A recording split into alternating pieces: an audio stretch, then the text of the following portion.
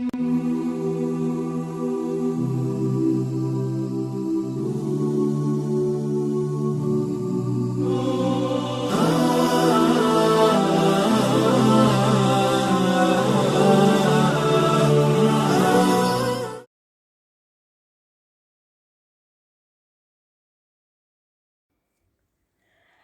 أبي عبد الله النعمان بن بشير رضي الله عنهما قال: سمعت رسول الله صلى الله عليه وسلم يقول: إن الحلال بين وإن الحرام بين وبينهما أمور مشتبهات لا يعلمهن كثير من الناس، فمن اتقى الشبهات فقد استبرأ لدينه وعرضه، ومن وقع في الشبهات وقع في الحرام، كالراعي يرعى حول الحمى يوشك أن يرتع فيه.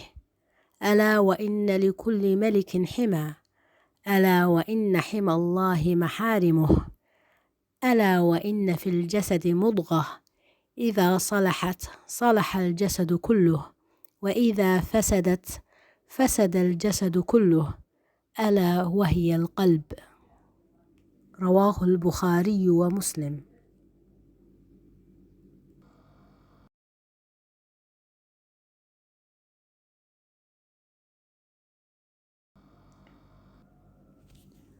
On the authority of Al-Nu'man ibn Bashir, who said, I heard the Messenger of Allah sallallahu alaihi wasallam say, that which is lawful is clear, and that which is unlawful is clear, and between the two of them are doubtful matters about which many people do not know. Thus, he who avoids doubtful matters clears himself in regard to his religion and honor. But he who falls into doubtful matters eventually falls into that which is unlawful.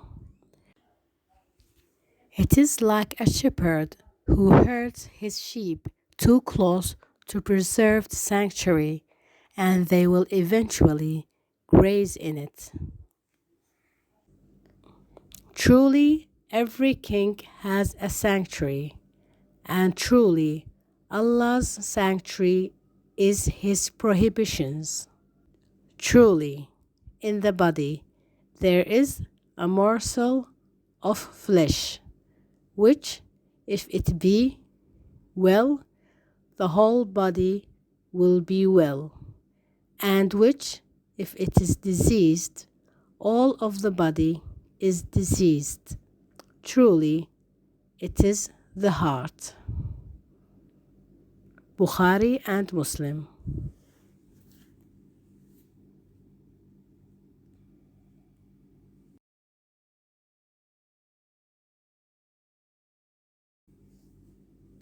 waxaa laga wariyey Abu Abdullah al-Nu'man bin Bashir eebbe ha ka raali noqdee, wuxuuna yidhi, waxaan maqlay rasuulka sallallahu calayhi wasallam oo leh, wixii xalaal ah waa cad yahay, xaaraantuna waa caddahay, waxaana labada u dhaxeeya arrimo tuhun ah oo aan dad badan ogeyn. Markaa qofkii tuhunka ka fogaada wuxuu banneeyey diintiisa iyo sharaftiisa. Qofkii arrimaha tuhunka ah galana wuxuu uu ku dhacayaa xaaraanta.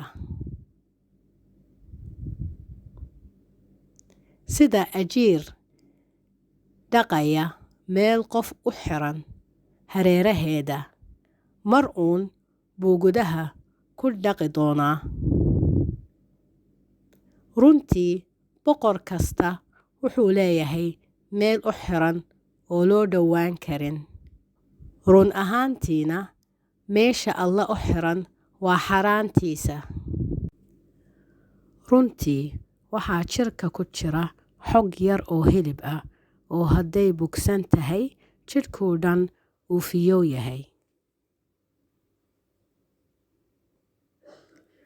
oo hadday qurunto jidhkoo dhan waa khariban yahay oo waa qalbiga Bukhaari iyo Muslim